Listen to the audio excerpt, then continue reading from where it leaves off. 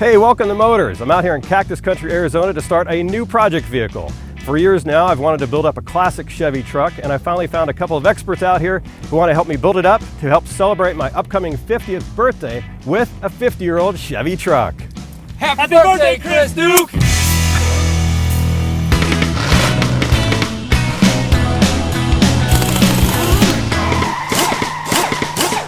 Their speed shop is located just outside Phoenix, Arizona. They specialize in second-generation classic Chevy trucks, which is the 6 years of trucks ranging from 1967 to 72. That is all they work on, and that's what they know best. From full frame-off custom builds, shop builds designed in-house with the customer in mind, and rehabs, which is just nursing a built truck back to health. Now, before I sit down and learn more about C10s and what I want to get done, they let me drive one around town and check out a few of the other trucks that they had. So now I'm at the Rust Speed Shop with the owners, Britt and Rich, and I've got my '69 C10 that they're giving me for my upcoming 50th birthday. But before we start the build, we want to spend this episode talking about the history of C10s and what they do here. So guys, let's first start by talking about what you guys do here. How do you share your responsibilities? Usually we come in together and we work together as a force. We work as a team and not as an I person. We work efficiently that way. We work faster, quicker. We get things done quicker as we work as a team. We like to have 4 hands on a project versus 2. So how did this start, the history of your shop? Well, C10s have been in my blood since 1992. When I was 15 years old, my parents said, if you save up half the money for a vehicle, we'll give you the other half and you can go buy what you want. And that first vehicle was a 1972 Chevrolet C10 pickup. Wow. And my twin brother and I built it up from basically a starter project to something that was just a fun high school vehicle. So how did I get to be out here at your guys' shop and start working on a C10? I never planned this, although I wanted a classic Chevy truck, but I think this started on Instagram, right? It did, and Chris, we're big on building trucks. Right. We're kind of small on social media. So about 60, 75 days ago, we launched the official Rust Speed Shop Instagram page, and you ended up liking one of the posts that we made. Yeah, because I was running around Instagram looking for all these different trucks to see what I liked, because I liked them all. Right, and you made a comment, and I thought, that's Chris Duke TV. Chris Duke of Motorz. So I sent you a friendly response, and you responded back. Yeah, I usually do. Yeah, I was really impressed. If you're nice to me, I'll respond, Right. Yeah. Who's gonna be mean to Chris Duke? Right. You mentioned you wanted a C10, and Yeah. Rich and we're real confident on the trucks we build, the style, and also what'll make a C10 build valuable. Because there's a right way and a wrong way to do things. When you mentioned you wanted to do a C10 and you were looking for kind of a specific style or a design, Rich and I we just both knew that we had to help you design that truck. Right, and you guys had this one ready to go, right? We had this truck tucked away for the last 2 years. Right. But it was a truck that Rich and I have been kind of hanging on to, knew that for the right build at the right time for something special. And we knew when it came along, this truck, we were literally saving for something kind of special. And we knew when that popped up, we knew we'd recognize what it was, and it was Chris Duke. Yep, so it's just perfect timing for both of us. Perfect. To have this happen. Now, one of the really cool things I saw about this cab is it's rust-free. Now, that's rare for a truck that's this old. So where'd you get it? Our shop is actually a play on words. We live in Arizona, and when we buy a truck that's from here, that was born here, lived its life here, usually one owner like this truck was, you're not gonna find rust or rot in a truck in Arizona. And you're not gonna find that out in California where I live. On the coast, a lot of stuff is rotted out. Where's he going? I don't know. Let's make this official, Chris. What's The this? title of your truck. This is the title. Happy birthday, my friend. Oh man, thanks. I'm gonna go sign this right now. Let's get it done. Well, it's official. So tell me guys, where do you get all these trucks? You've got so many, and there's not that many out there. No, and we hear that a lot. So for us, we do a lot of traveling. We do a lot of stuff on social media too. We get a lot of phone calls that come in from a guy saying, hey, I want to build my truck or I want to sell it. We'll take it either route. We'll go take a look at it if it's within our region, either whether it's California, we go down to Mexico, New Mexico, Colorado, Northern California. We're out there driving and we're hunting for these trucks. So it's either we're out there hunting, we're spreading the word, and we're known as the C10 guys. So we got guys calling us saying, hey, like I said, we want to build a truck or we want to sell it. Which way do you want to go? And if we're in the market at one at the time, we'll go take a look at it and hopefully we're buying it or we're building it. You guys are literally driving all over the country and other countries as well. We bought a truck, Chris, on a Friday night here in Arizona in the West Phoenix Valley. Went home, was in bed, texted back and forth with Rich, got a text message from people we've been talking to down in Mexico. They said, if you guys can be here first thing in the morning, the truck is available for sale. So you took off? We went to bed buying a truck in Arizona. We saw the sunrise in Mexico as we were buying a truck. You guys are serious then. We're hardcore. Now, what are we standing in front of? Which model year is this? And tell me about the differences between the different model years. Gotcha, Chris. The 67 72s are known as the Gen 2s or Generation 2s. They also have two nicknames. One is the Action Line and also the Glamour Series. This one is a 1968. Okay. 67 and 68 are, if you broke them down, you can break them down into three classes. We'll just talk right now about the 67 and 68. They have the sloped hood. This guy right here? Yeah, it's graced back a little bit. In 67, it was a small window with a big window as an option. Okay. And from 68 up, it was big window only. The major difference between 67 and 68 is one, to know if you have a small window, that's a 67. You could also have a 67 big window, which is known as the rich man's truck because it was a $44 upgrade back in 1960. 44 bucks. 44 bucks. And the 67s did not have the side marker lights.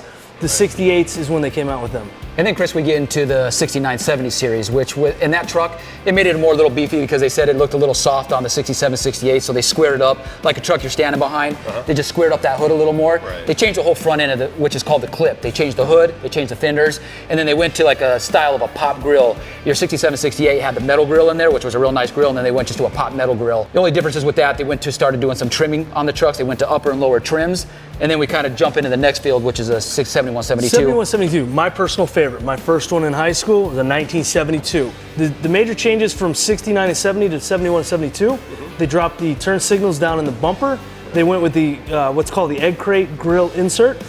And then in 71, the rear view was mounted on the top of the cab, and in 72 they went to a glass mount. So the truck we're standing in front of, this is a GMC, so it's like a C10, but it has a different grill on it. They changed the grills on the GMCs, and they put the dual headlights in the front.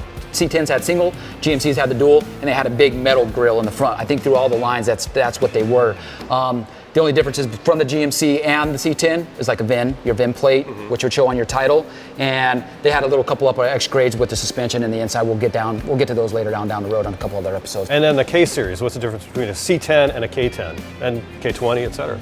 K is your four-wheel drive model. C stands for the two-wheel drive version. The K is your four-wheel drive version. In fact, another name that these trucks go by is the CK series because that's all encompassing. You've got the K5 Blazer, you've got the K10 pickup, which is the four-wheel drive, the K20, which is the long bed 3/4 ton. And then there was a few other trucks they made on top of that. They had their like towing and their wrecking trucks, which classified as versus a C20, which was a long bed. And you had your C30s, your C40s, and your C50s. But those are the bigger, beefier trucks that guys use for industrial type purposes and stuff like that. Is this part of my birthday present? Happy birthday! So Chris, we're hoping that yours will look exactly like this, man, which would be phenomenal. So what this is a frame off nut and bolt restoration that we're doing for a client of ours. In the differential, the two major differences are a 10 bolt versus a 12 bolt, Chris. We always gravitate towards the 12 bolt. They're a little bit more heavy duty, a lot more readily available.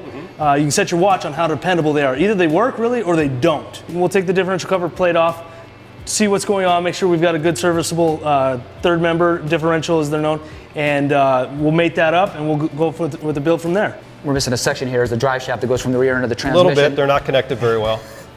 So we'll get right into the transmission. So what we have here is a 4L60E. You can either do a turbo 350, a turbo 400, 700 R4. There's a lot of different transmissions you can use in one of these vehicles. Otherwise, we have a 4L60E, made it to an LS motor. We're going to get into a little bit of the LS motors. We're going to get into some small blocks and some big blocks. I'm going to let Britt take over and handle that. So let's talk about motors. Hey, that's the name of the show. That's so cool. Show motors. So let's talk about them. But before we do, I just want to ask you, what direction do you want to steer your build towards? What do you want to accomplish with your C10 build? So I love the idea of like the old school V8, you know, big old small block Chevy like we built up on the show. But I also like things to be a little bit more reliable. So what do you recommend as far as where I should go? Let's talk about the two major differences. You've got the old school technology, the small block Chevys, the big block Chevys. They're great for building raw horsepower. It's something that you can work on in your garage. However, the downside to it is you will always be working on it inside your garage. This is just old school 50-year-old technology. Not to say it's bad, it's just we've come a long ways in a lot of different fields and motors being one of them. In this particular build, we have an LS1. This is out of a 2006 Corvette. One of the great things about steering your build towards this direction, this is probably what we would recommend, is you've got one of the most R&D'd motors in the history of mankind. There's more of these motors out there on the road than just virtually anything else out there.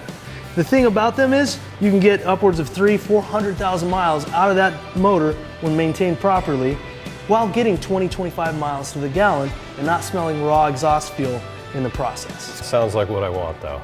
Then this is probably where we would steer you in this direction. And the beautiful thing on a side note, Chris, this, like I said, this motor came out of a 2006 Corvette, but it bolts up in the factory locations in your 1969 C10 pickup. That's one thing that you can do about a GM, is you can take a transplant motor, and this is why they're so popular to do an LS swap, is they bolt right up, no modifications necessary. That's crazy. So it's basically the exact same engine mounts from 50 years ago. We will use your 1969 motor mounts to bolt an LS motor into your frame. And then to go on towards the guys that want to keep their 350s and their big blocks or whatever they may be, they have fuel injection too that they can put on those motors. So you can get some of that reliability out of an LS with your small block or big block. So that's another option too. So you don't have to stick with the motor, because there are a lot of guys out there that want that rough rumble, that sound that sometimes you don't get out of the LS unless you put a really expensive exhaust on it. So that's another option for you as well. So. All right. So this isn't mine.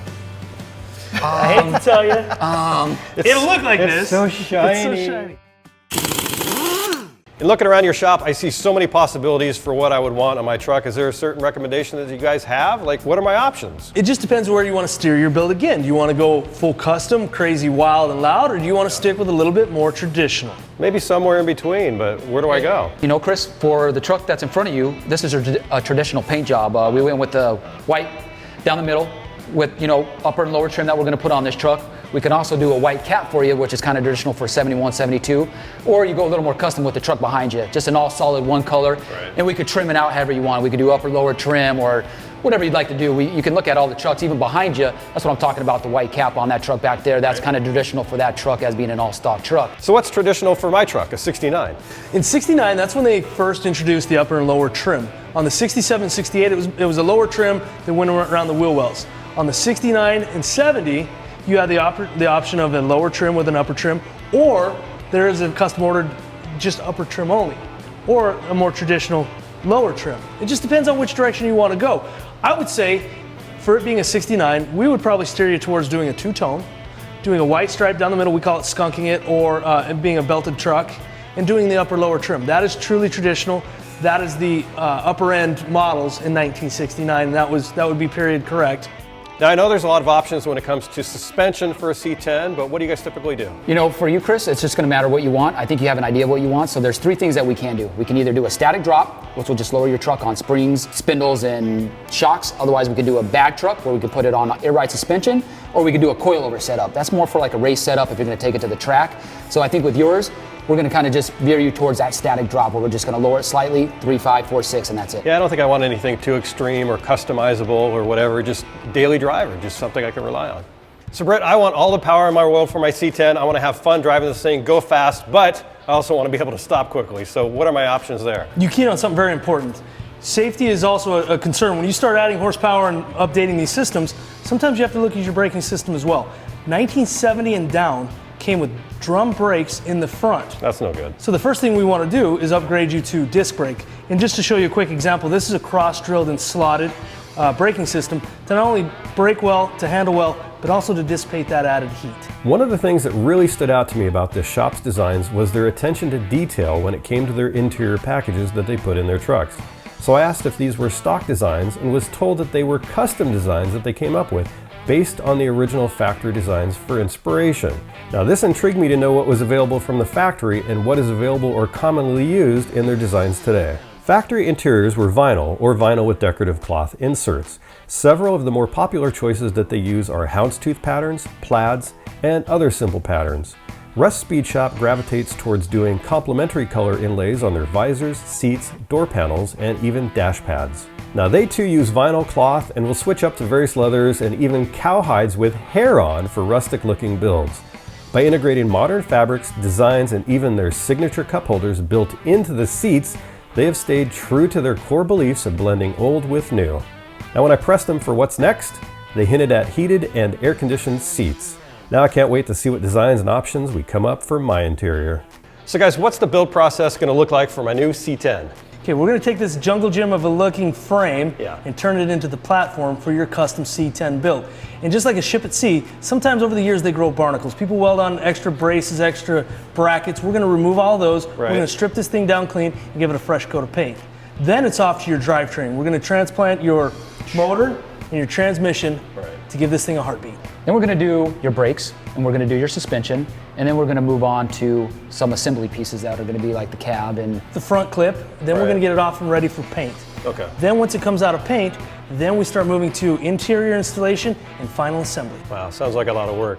So the next few episodes are going to be out here in Arizona where we get the initial build going, and then we're going to haul it out to San Diego. We're going to finish it up there, and you guys are going to come out and help me out a little bit. We look forward to being in your studio, brother. Right on. Well, this is an incredible opportunity. Thank you so much for my birthday present right here. Yep. And can't wait to get started with you guys. awesome. Happy birthday, Chris. Thank you so much. We're excited and we look forward to this build. I'm out here in Cactus Country, Arizona to get left for dead. Happy birthday, Chris Duke. So where'd you find this thing? It's funny. Is it? It is the I'm gonna really get leaning This is the leaning on the bar waiting for the chicks to walk by. Rust free. Now that's it up. No, you gotta believe that.